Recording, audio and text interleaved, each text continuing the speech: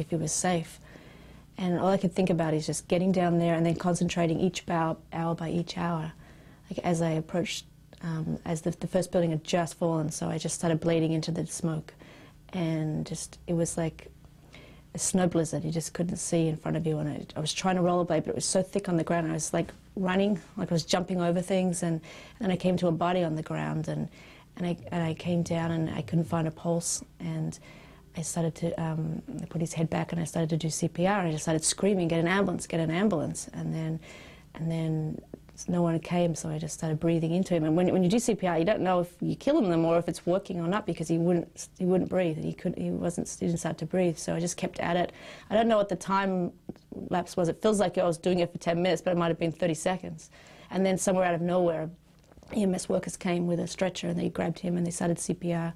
And then he started to breathe and they took him off. So I just started walking down into the smoke and just walking, and then it was just dark and people were coming out with great gashes on their head from the debris that had fallen from the buildings, blood everywhere and burns, a lot of burns in that earlier part of the day. Nothing later on. You didn't find anything later on, but that early part, people just streaming out, and it was just quiet, just really quiet.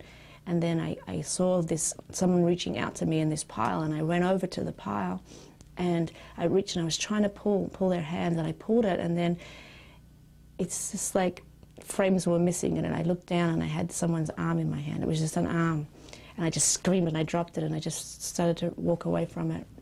And there were very gruesome things on the ground, and I'm not going to tell you about the gruesome things because then it's in your head, and you shouldn't have to live with that too, because I got to live with it. But I saw a lady who couldn't walk properly, so I just started to walk her out. And then walking out, and then they said, everybody get out of here, and the firemen were running, everyone just started running, and there was a great rumble, and this Tower 2 started to come down. We just ran, and then we just dived behind something. I dived behind a car. I don't know what happened to the lady as I was with, because she went down. And then we just held our heads and just put our jumpers up over our face, and we just waited, and it was just complete silence. It just nothing for about 10 minutes. And then you could hear the beeps, these little beepings. And I didn't know what these beepers were until probably about 2 months ago I found out. And when a fireman goes down and they're trapped underneath the ground or whatever, their emergency beeper thing goes off.